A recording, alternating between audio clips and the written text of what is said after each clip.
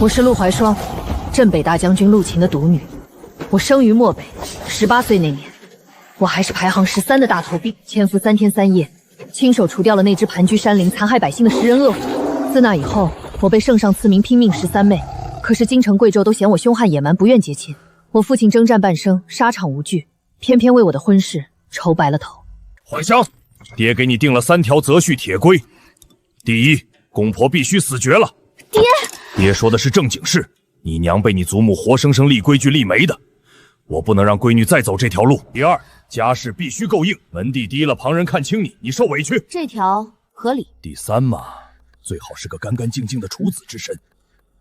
爹，您这3条加一块，我怕是得嫁坟头。胡说！符合条件的人家指定多的数都数不清。全京城就1个人能凑齐这3条，顾慈远。他是当朝最年轻的丞相，23岁入阁拜相，父母双亡，无兄弟姐妹，孤家寡人一个，靠自己就能入阁拜相，看来有通天的本事。这位丞相邪门的很，身边端茶的丫鬟全是40往上的嬷嬷，整个丞相府别说妾室通壮，连只母猫都没有。不他了！若怀霜是男儿身，凭军功早就封侯了，配个丞相绰绰有余。爹，人家是丞相，凭什么娶我？就凭你爹我手握20万镇北军。听说没？驻守漠北30多年的镇北大将军，为了女儿成亲，特意请旨回京了。嗨，这将军府大小姐也不是啥善茬，15岁就拎刀上阵，18岁把漠北老虎杀得都快绝种了，谁家敢娶？谁说不是？全京城谁不知道？顾丞相那里不行啊！不行，哪里不行？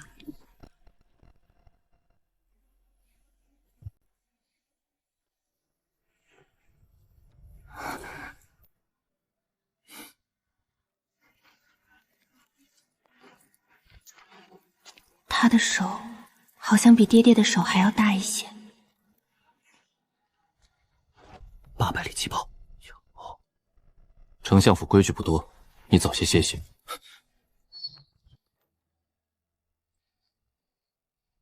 有意思，新婚之夜，新郎跑了。小姐，姑爷怎么回书房了？这可是你们俩的新婚夜。不用伺候男人，还有琴子拿。这天底下上哪儿找这么好的差事？我巴不得他天天去书房。小姐，新婚之夜独守空房，别人会看笑话的。这要让将军知道了，可怎么办？那就让他们笑。你不懂，顾慈远他那里，反正他有难言之隐，我理解他。夫人早，这是按相府一人的席面备的，您请用。这么多，我一个人哪吃得完？嬷嬷，你们坐下，一起吃呗。这不合规矩。都坐都坐，人多吃饭才香。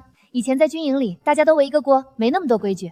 不是说丞相娶的是有名的拼命13妹，兵不血刃，杀人如麻，怎么看起来这么好相处？丞相大人呢？老爷已在书房用过早膳了。他每天都这么早？老爷每日寅时起身，卯时之前，当日政务已理了一半。寅时，天还没亮，这人不睡的吗？小姐，姑爷是不是嫌弃咱们将门出身，没那些闺女的弯弯绕，他一个丞相看不上呗？嫌弃？要不怎么连饭都不肯跟您一块吃？夫人，又是您一个人，成婚3日，相爷都不陪您吃一顿饭，你一点都不在意，都吃胖了。啊，我胖了，是得锻炼了。你也不想想，丞相是多要紧的官，恐怕他平日里就这么忙。哪有这样的道理？分明是嫌咱们家行伍出身。清河，这啥清河？这舒坦日子我求之不得呢。我闺女呢？我闺女在哪儿？是将军。完了，我爹来了。女婿，我闺女嫁过来3天了，听说你不但让她独守空房，平日里连面都不露。岳父大人，近日政务繁忙，多有怠慢。政务繁忙？你娶的是我闺女，不是搬回来一尊佛像供着。爹，你小点声，这是丞相府，不是漠北军营。我管他什么府！怀霜，你瘦了。我没瘦，我陆晴一个粗人，话撂这儿。我闺女能长这么大，金贵着呢。她嫁人不是来受冷漠的。岳父教训的是，从今日起，我定3餐与夫人同桌。相爷，这么多年，相爷从没有跟别人同席吃过饭，就连应酬都不曾去过。果然夫人进门就是好。 3餐同桌，我这是要陪吃了吗？哼，算你识相。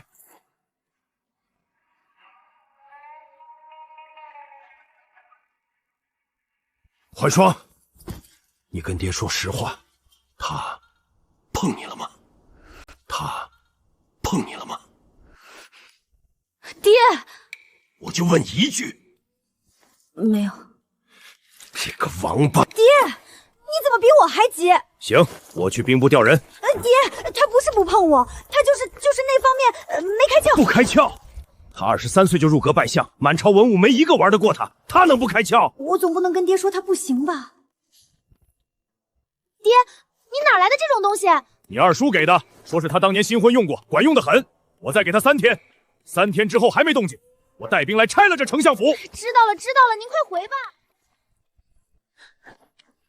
这尊大佛站这儿多久了？那个，我爹他说话比较直，相公你别往心里去。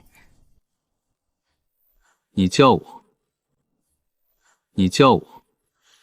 夫人是我来给相爷送急报。方丈，以后在府中不可以藏酒不成。小兄弟，功夫不错，可惜你遇到的是我。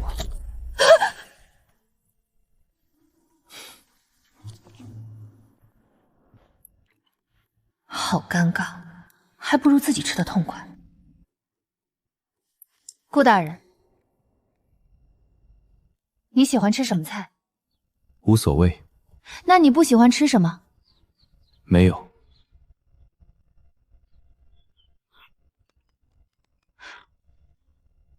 你呢？什么？你喜欢吃什么？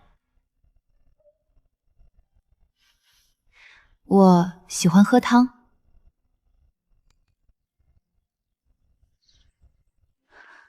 这是昨儿夜里向相爷亲自来厨房吩咐的，说您爱喝汤，便都给您备上了。减糖了？他怎么知道我不爱吃甜的？小姐，出事了！小姐，出事了！今日上朝，姑爷参了江南总督探摸赈灾银两一事。那江南总督是魏国公府提携的人，国公府世子魏灵瑶直接在朝堂上参了姑爷。说了什么？小姐，这个魏灵渊太过分了，他还把朝堂上的事扯到您身上。怎么说的？他说丞相是被您吹了枕风风才参的江南总督。这也行？我跟顾慈远连同一张床都没睡过，枕头风从哪儿吹？小姐，你怎么一点都不生气？生气干什么？备车，我出门一趟。小姐，你要去哪儿？去国公府。去干嘛？撞门子。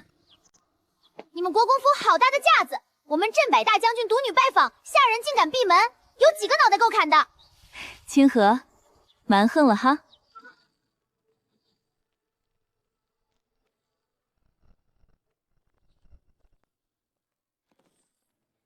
丞相夫人这边请，我家国公夫人久等了。走着。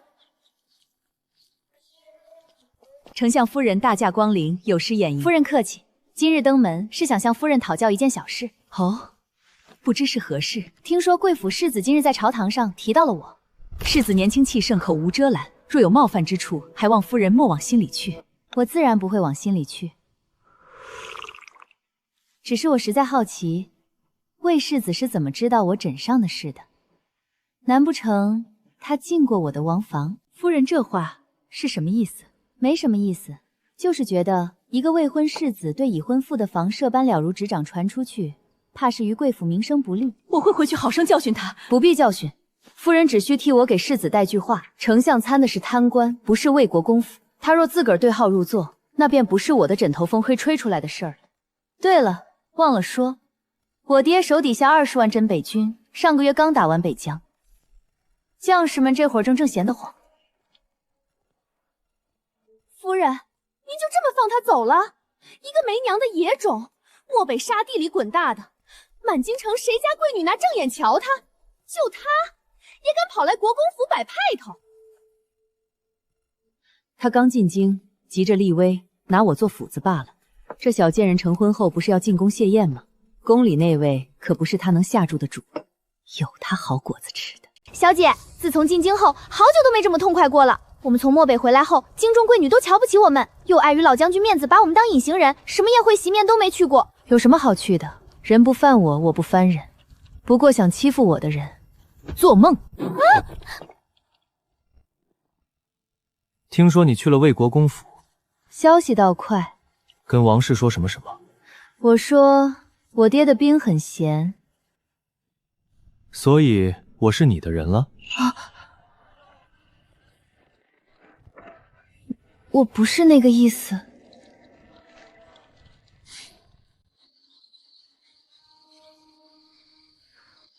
这么晚了，他还没睡。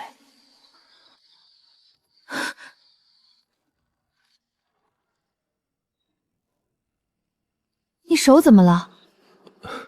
无碍。给我看看，怎么弄的？白天马车翻了。翻了？丞相的车你也能翻？是我的错，作为夫人的人让自己受伤了。为夫人的人让自己受伤了。蓝色党，这谁忍得住？以后有伤告诉我，我爹是当兵的，从小我就会包扎。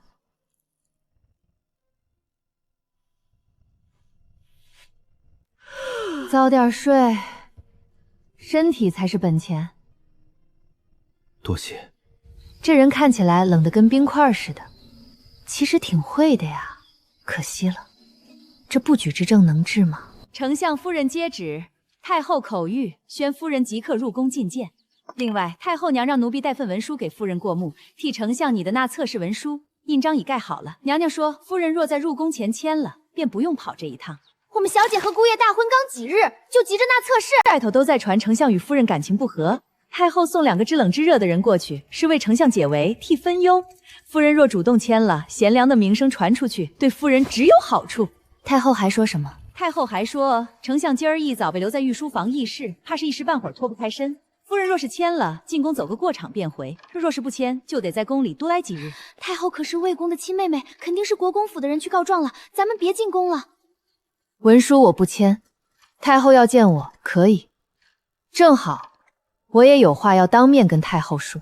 丞相夫人好大的架子，当初若不是镇北王大将在陛下面前死乞白赖，哀家是绝不赞同这门婚事的。你自小无母教导，生于军营，长于马匹，粗鲁不堪。说句难听的，配个武将都嫌你不够温顺，也配嫁我大齐最年轻的丞相。罢了，嫁便嫁了，哀家懒得管。可你成婚半月，顾慈远至今宿在书房，外头都在传丞相娶了个悍妇，不敢同房。陆怀可有此事？多谢太后挂念，丞相政务繁忙。哀家替丞相挑了2位侧室，家世清白，知书达理。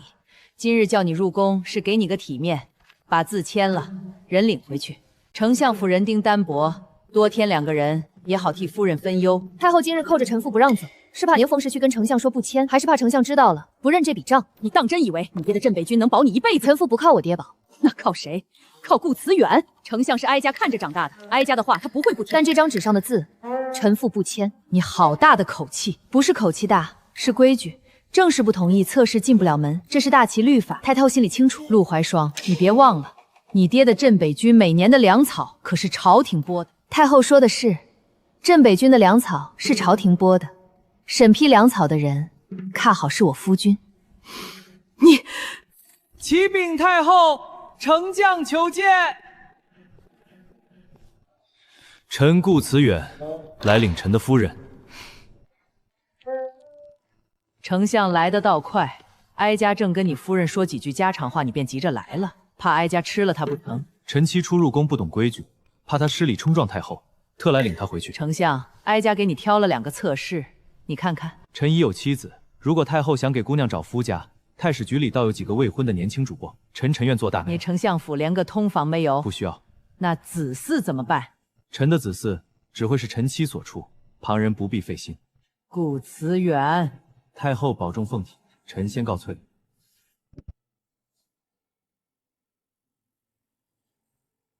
走吧，回家。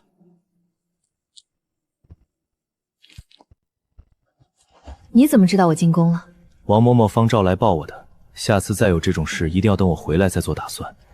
刚才在太后面前，你说只要我生，你确定没问题吗？什么问题？大婚那天我就听说了，你不是有男科问题吗？年科？谁跟你说的？陆怀霜，你是不是傻？居然这么信路人的话？那个也不能怪我吧，毕竟我刚来京城就听说你不近女色，那方面不行，而且你新婚夜还逃跑。新婚夜的事是我欠你，新婚夜的事是我欠你。至于其他的，我只是嫌麻烦，所以府里只有嬷嬷在，比较清静。这什么？丞相说，夫妻同室而居方是正理。老奴在相府10余年，恭候这一天，恭候了许久了。夫人，这是老奴特意替您备的，今晚穿这个，保管管用。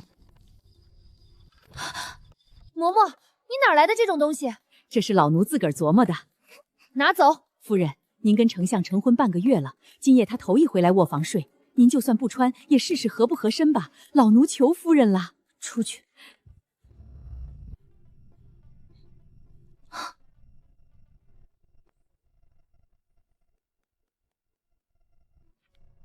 夫人，我进来了。夫人，我进来了。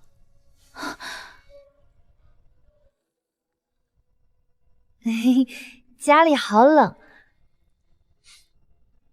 那我们早点休息吧。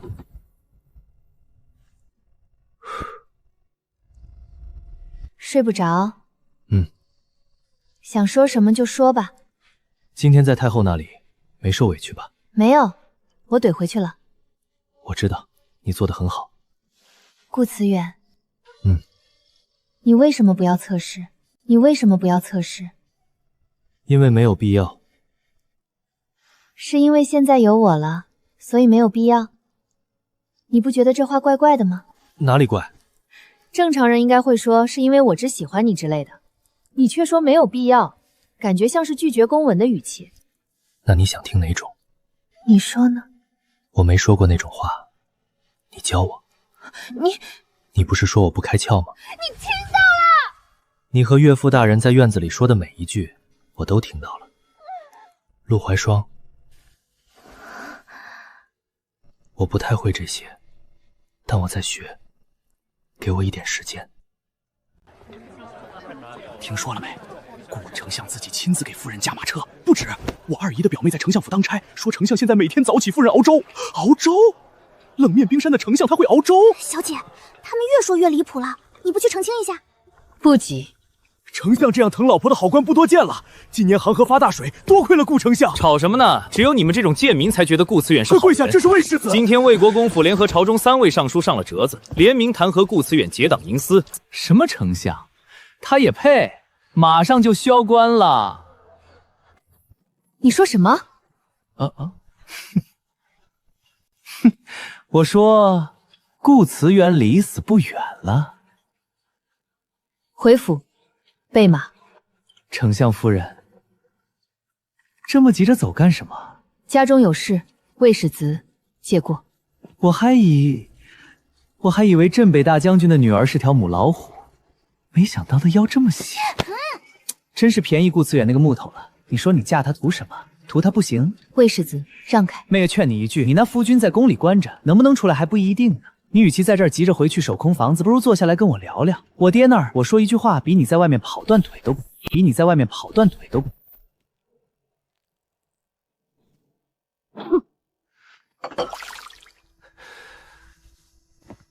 你敢摔我？摔了？怎么了？我刚才说了让你让开。你刚才说顾慈远不行，可他至少不会在跟人说话的时候趴地上。陆怀霜，你等着！你男人倒了的那天，我要你跪着！走了。陆怀雪，你最好祈祷顾慈远这辈子都出不来，不然我定把你卖到醉花楼。夫人，相爷今日入宫后，陛下只召见了1炷香时间，现在人被留在宫里了。什么叫留在宫里？名为问话，实为拘禁。陛下扣了相爷。不是说有12条罪状吗？已经抄好了。12条罪状里，7条捕风捉影，3条张贵良胆，这2条有问题。赵斌户部中中，周莫如太常4丞，一个是魏国公远亲，一个是魏陵园同窗，2个人都是相爷手底下的人。如果这2条罪状坐实，脏水泼到相爷身上。赵斌和周莫如现在在哪儿？赵斌昨夜已经被魏家的人请走了，肯定被魏家控制了。至于周莫如，今早城门刚开，有人见他出了东门，往北边去了。请走了，还是绑走了？绑走的。赵斌府上的家眷今早就被魏家人送出了京城，他不敢不从。周莫如往北去哪儿？不知道，属下派出去人都没有找到。备马，最好的那匹，1个时辰后出发。我要在魏家的人灭口之前，先找到周莫如。在找到周莫如之前，赵斌那边还有一条路。赵斌家眷被送走了，他本人也在魏家手里，怎么拿到他认罪？赵斌不是一个人做事的，他经手的每一笔案账都有人给他做附录。他那个附录叫孙旺财，3年前被赵斌辞退了，现在在城外开着一间豆腐坊。我知道了，多谢夫人，我这就去城外找孙旺财。拿到东西直接去宫门口等我，我结完周末书回来跟你会合。夫人，您一个人去劫周莫如，太危险了，万一碰到魏……我知道，那我跟您去。孙旺财那边只有你认识人，你去了他都未必肯开口，更别说拿东西。2头都急办完，谁先北边宫里绑？明天天亮之前必须会合。是。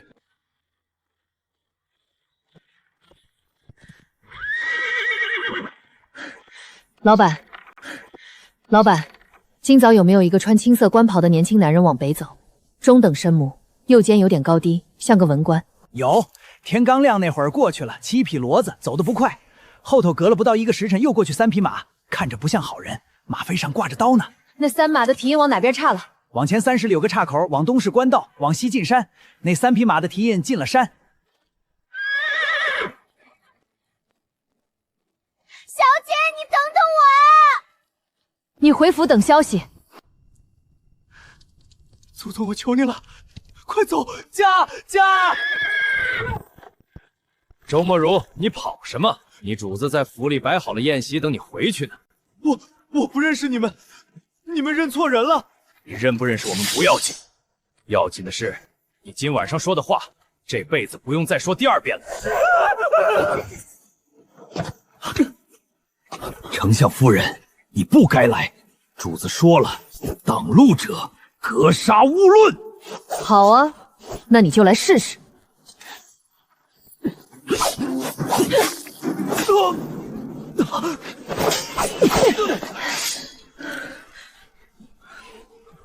周莫如，周莫如，我来不是杀你的，你手里有魏家的证据，我来拿那东西。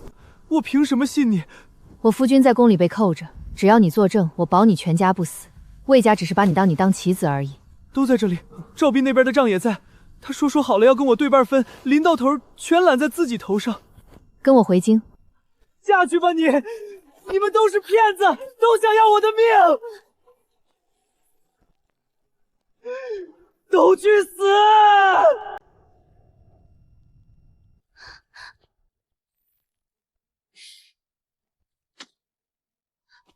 方护卫，小姐她怎么还没到？天都快亮了。夫人说了，天亮之前一定到，天还没全亮。马上就要上朝了，宫门一关，官就进不进去了。两位祖宗，御前对峙的时辰快到了，二位若有事是递折子，赶紧下地。宫门落锁，可递不进去了。公公，烦请再等等，我家夫人马上就到。是，宫里有宫里的规矩，卯时3刻锁门，现在已经卯时2刻了。你晓得丞相曾经帮过我，也罢，咱家去求半炷香的时间。多谢公公大人。小姐，她不会出什么事吧？昨儿晚上她一个人追周莫如去了，山里那么黑。别乱说，夫人说了会回来。二位还有不到1盏茶的时间，时间一到落锁封门，上朝期间任何人不得出出。知道了。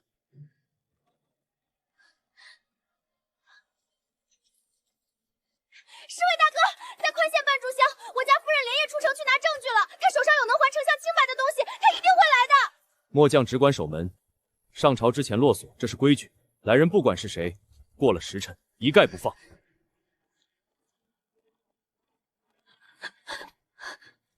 别喊了。那怎么办？小姐还没来，我们根本进不去。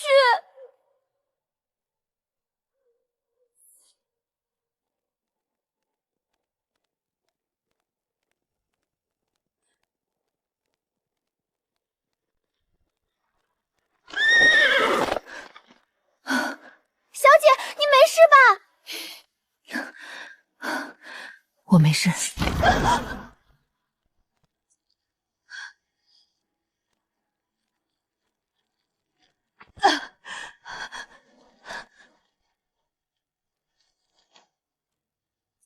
你跑错了，下山在南边。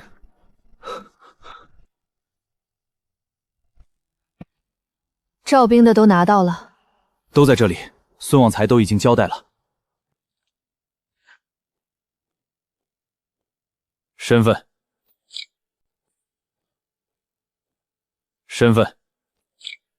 镇北大将军独女，丞相夫人陆怀霜，来送弹劾案物证。愣着干嘛？走啊！夫人，朝议马上就要开始了，魏国公府的人已经进去了，3位尚书一个不少。他们以为今天是审顾慈远的日子，不是吗？今天魏家搬起石头砸自己脚的日子。陛下，顾慈远指使下属贪墨赈灾银两，结党营私，12条罪状，铁证如山，应该立刻打入大牢。顾慈远，你有何话说？丞相夫人，镇北将军独女陆怀霜求见。宣他进来。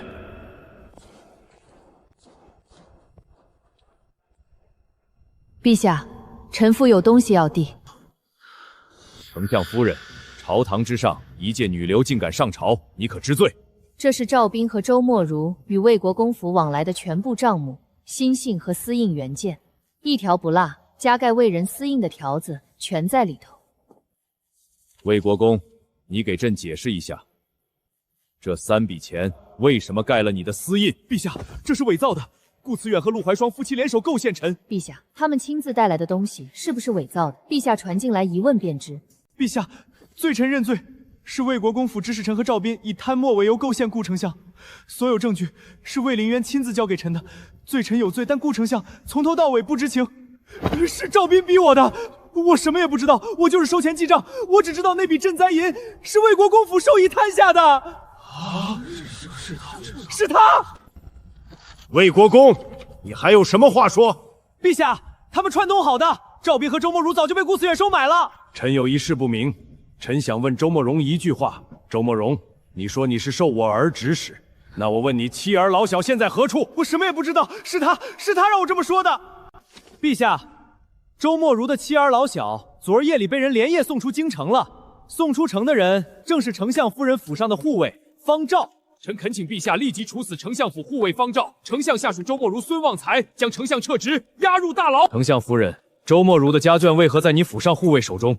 陛下，方兆昨夜在城西豆腐府取孙旺财的证词，整夜未归城东。臣妇出城一路向北，天亮才回。魏少子说，方兆昨夜在城西送人，城西和城东相距20里，一夜之间跑2个地方。方兆是长了翅膀吗？那封信呢？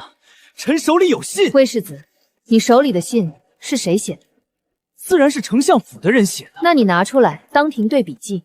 方兆的笔记，陛下御书房有存档，他替丞相送过折子，你敢对吗？信拿上来。臣记错了，臣记错了。魏国公，你还有什么话说？陛下，臣是被魏国公胁迫的，臣也是，臣并不知情，臣有罪。弹劾折子上的名字是魏国公强加给臣的。顾慈远，臣在，12条罪尽驳回，你无罪。谢陛下。魏国公罚俸半年，魏凌渊革除世子之位，退朝。我儿，陆怀霜，你赢不了我一辈子，活着一天就跟你耗一天。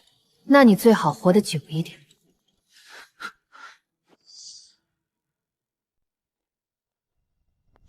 你受伤了？擦破皮，山路上蹭的。一个人去的？方兆去拿赵斌的附录了，2头都得办，我一个人够用。疼不疼？不疼。不疼？不疼为什么会流血？为什么自己涉险？为什么要进宫？你知不知道对我这么好，太后不会放过你的。我不是给你送证据来了吗？我要是让方兆不能递，还是朝堂上非要一个女人带伤闯殿？陆怀霜，你知不知道你在做什么？你肩上这个口子要是再深1寸，你现在根本站不这里跟我说话。我要是没来呢？你一个人被关在宫里，方兆在宫外等了1夜都进不去，没有我你怎么办？我宁可你进不来，我宁可你进不来，我宁可证据递不进来，我自己在牢里待上10天半个月。你带着伤跑了1整夜，上朝堂跟魏家对峙，是为了让我这辈子都欠你的吗？没意思。你包的比清河好。我练过。练过？你以前给谁包扎？小时候给一个漂亮妹妹包扎。白天在回廊说的话，是我说重了。你也没说错。你是觉得我说错了，还是觉得我不该说？那我问你，你真觉得我跑这一趟不值吗？值，但不值你受伤。而且你这下跟太后彻底结梁子了。那不就结了？我查了证据，追了上了朝堂，拆了魏家的局，受点伤，换你无罪出来，值。我宁可你进不来，我宁可证据递不进来，我自己在牢里待上10天半个月。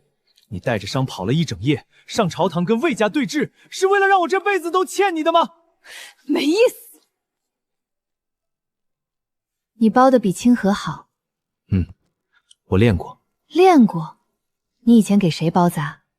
小时候给一个漂亮妹妹包扎。白天在回廊说的话，是我说重了。你也没说错。你是觉得我说错了，还是觉得我不该说？那我问你，你真觉得我跑这一趟不值吗？值，但不值你受伤。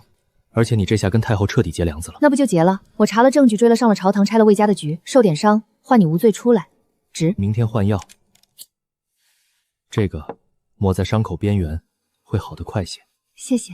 我从小没有亲人，所以我特别害怕，害怕自己会有亲人，害怕有了亲人却没办法保护。你今天吵架，是怕我死了？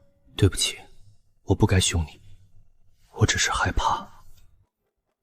相爷、夫人，宫里的旨意到了，人在正厅等着。知道了。这么晚了，什么旨意？丞相，太后娘娘体恤相国府典藏阁文书繁杂，特地求陛下赐苏太傅嫡随女苏沐烟为相府客卿，协助打理，这可是天大的恩典呐！臣领旨。沐烟才疏学浅，本不敢高攀相府，但太后懿旨难违，沐烟身不由己。日后再扶着丞相大人多多照拂。什么客卿？这眼神比我还像相府女主人。相府规矩森严，苏姑娘既是客卿，便守好客卿的本分。沐烟明白，定不会让大人为难。太后这是想给我添堵啊！客卿管典藏阁。你家典藏阁有多少书37421册。需要一个太傅的嫡孙女来管？不需要。那你打算怎么办？圣旨已下，抗旨不遵。我没问你能不能抗旨，我问你打算怎么办？让他来。我不会让他碰你的生活，他管的是书，不是人。我知道。我只是想告诉你一声，我不想让你误会。顾子远，我误会你什么？你身边连个端茶的丫鬟都超过40，我怕什么？总之，你心里有数便好。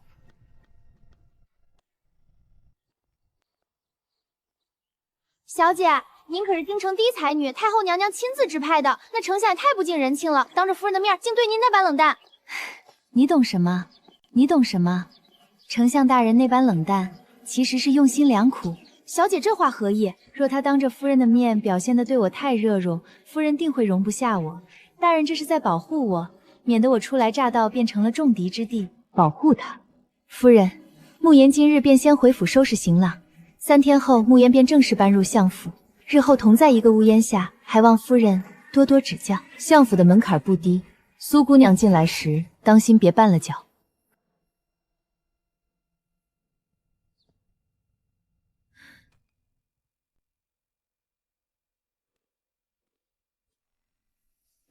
沐烟见过夫人，起来吧。这1个月你在典藏阁倒是待得住。苏姑娘做事确实滴水不漏，夫人谬赞。沐烟只是本分做事，不愿给大人和夫人添麻烦。太完美了，完美到绝不只是来管书的。继续忙你的吧。相府的规矩，安分守己重要，谨记夫人教诲。太后口旨。今夜陛下设宴款待北疆来使，听闻相府客卿苏沐烟精通北疆方言，特命其随丞相一同赴宴，协助翻译。有劳温姑姑跑这一趟。钦此。今晚的宫宴你不必去了。为什么？宫宴上到处都是太后的人，她特意点名让苏沐烟去，摆明了是要借机生事。我怕你去了会被为难。所以，你是让我留在家里，让苏沐烟带我出席？我不是那个意思。那你直说，什么意思？顾慈远，你是怕我吃醋，还是怕我闹事？你是怕我吃醋，还是怕我闹事？都不是。怀霜，你信我，我只是不想你涉险。我不去才是天大的笑话。你带你的丞相夫人，她跟着去翻译，谁管谁的事儿分得清清楚楚。好，听你的，但今晚你必须跟紧我。大人、夫人，慕烟第一次入宫，心中惶恐，不知可否？既然惶恐，就少说话，多看路。是，大人教训的是。上车。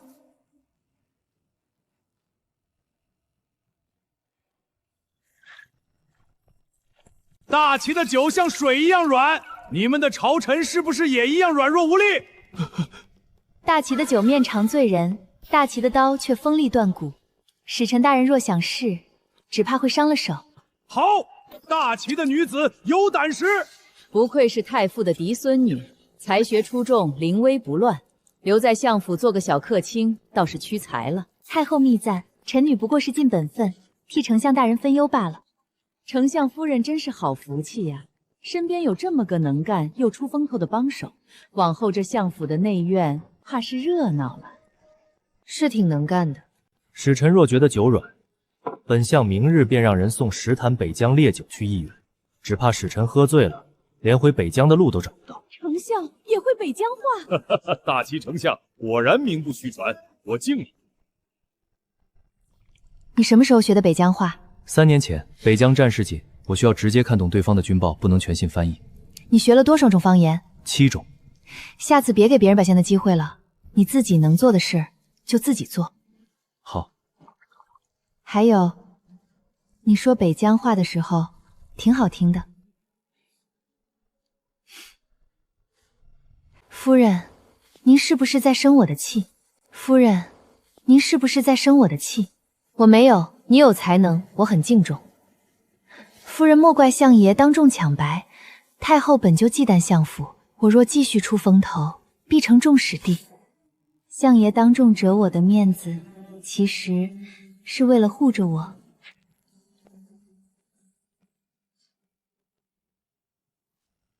走，回府。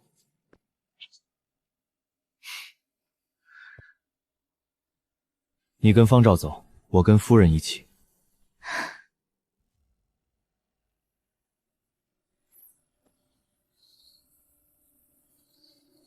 魏凌渊和苏沐烟，怎么了？你没什么，走吧。苏沐烟和魏凌渊私会，太后把他塞进相府，根本不是为了给顾慈远添侧线，他是太后的眼线。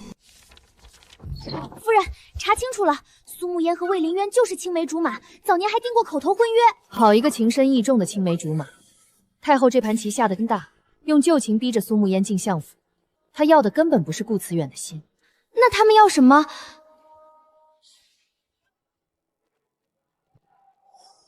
顾慈远手里的北疆军防图。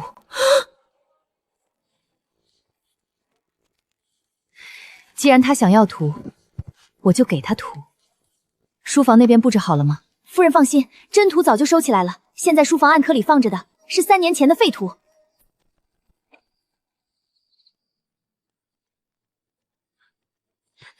夫人，苏沐烟刚借着整理典藏阁的名义，在书房带了2个时辰，绑在信鸽腿上放飞了。奴婢亲眼看着他把抄好的图纸绑在信腿上。苏沐烟，太后，这一次我要让你们连本带利吐出来。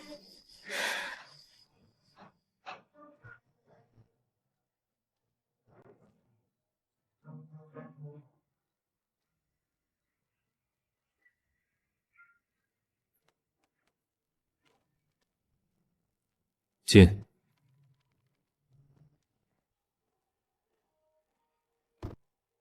看看。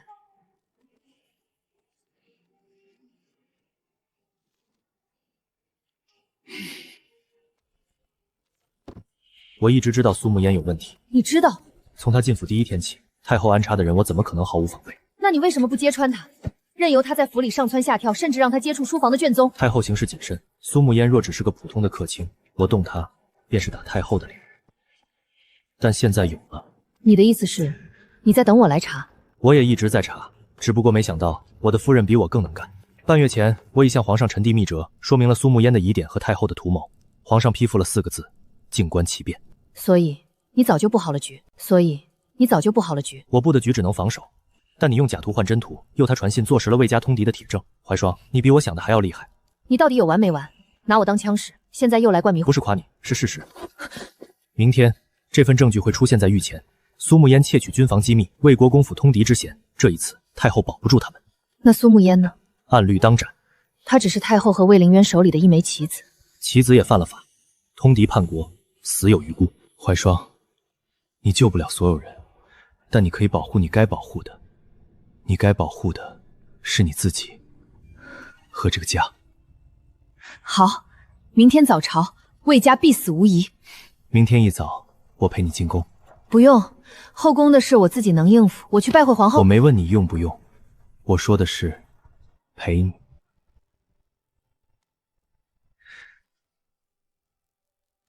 这件事如果坐实，魏国公府可就不是罚俸的问题。通敌叛国，这是诛九族的死罪。所以臣妇今日一早来找皇后娘娘，是想请娘娘做一个见证。什么见证？苏沐烟窃取的军防图是假的，真正的图纸一直在丞相手里，这说明丞相早有防备，也说明丞相之对陛下忠心耿耿，绝无半点疏乱。你要的不是定罪，是表忠。你想借本宫的口向陛下证明顾慈远的清白。臣妇要的是这件事了结之后，相府干干净净，不会再有下一个苏沐烟。你这个丞相夫人比丞相还会做官，娘娘谬赞。臣妇不会做官，臣妇只会护短。陛下，臣有本奏：苏沐烟的笔记、信鸽的路线、魏国公府的接应人，全部在此。陛下，冤枉！那些信是伪造的，是顾慈远栽赃陷害，他想几个阶级铲初级。栽赃？这上面盖着你魏家的私印。顾青，朕问你，军防图可有泄露？这是臣半个月前呈给陛下的密左，其中已经说明了苏沐烟的疑点。陛下当时批了4个字：静观其变。朕让你静观其变，你就真让他偷了？臣让他偷的是假的，真正的布局是让他暴露身后的人。魏国公通敌叛国，窃取军机，还有何话说？是太后让臣做的，臣也是身不由己啊，陛下。够了！魏国公革职查办，魏凌渊入狱待审，苏沐烟交大理寺严审。太后迁居冷宫，无诏不得出。太后入冷宫，大旗开国头一遭。各位大人请回吧，丞相和夫人在用膳，今日不见客。今天的鱼不错。火候刚好。外头门槛都快被踏破了，你不问问朝堂上的事儿？你不是赢了吗？有什么好问的？你就这么相信我赢？你输了的话，现在就不是在家吃饭，而是在大理寺吃牢饭了。怀霜，多谢你。谢我什么？谢我帮你换了那张军防图。谢你嫁给我。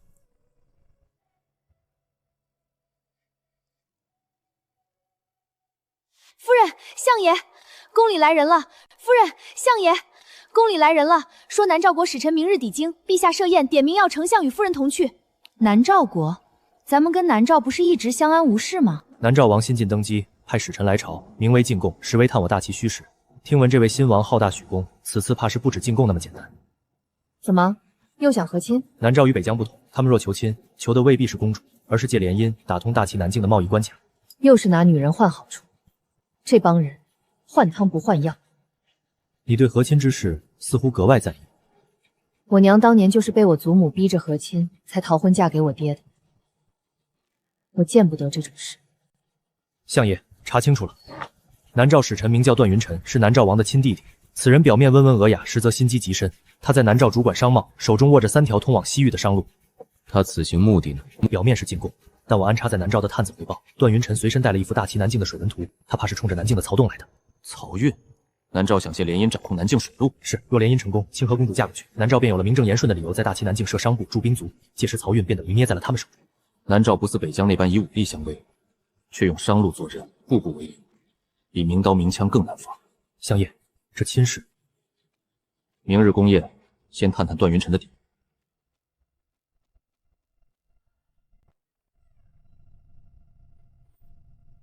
还没睡？睡不着。还在想南诏和亲的事？顾慈远，你老实跟我说，南诏这次求亲是不是冲着商路来的？你倒是看得准。那你还打算让公主嫁？尚未决定，但若南诏以商路为筹码，朝中半数大臣会倒向联姻，又是权衡利弊。公主不是棋子，你们男人权衡来权衡去，权衡的都是别人的命。你说的对。什么？我说，你说的对。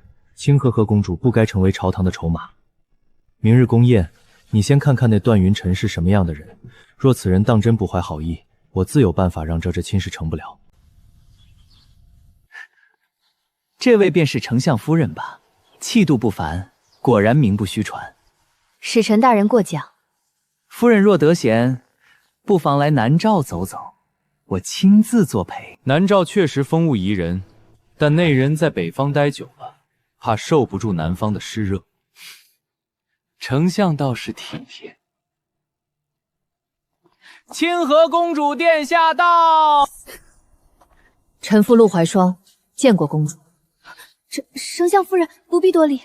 公主，你不想嫁去南诏，对不对？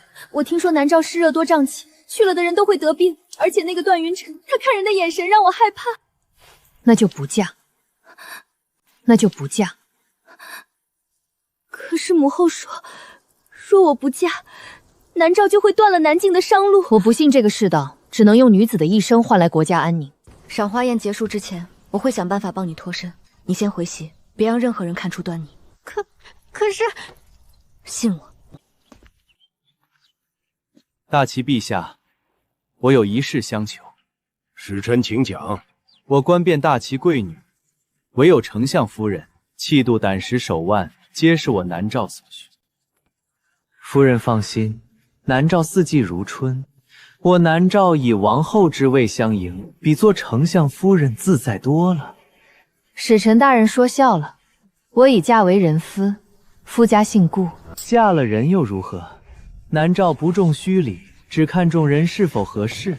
段使臣，请慎言。怎么，丞相舍不得？还是觉得夫人不够格做我南诏的王后？使臣大人既然这么看得起我，那好啊，我答应你。使臣大人既然这么看得起我，那好啊，我答应你。陆怀霜，好，夫人爽快。3日后，我亲自引夫人出城。使臣大人，此事还需从长计议。陛下不必为难，夫人自己都答应了，丞相总不会强留吧？别冲动，我有打算。使臣大人，既然我答应了，总得容我跟夫家告个别吧。夫人爽快，那就3日。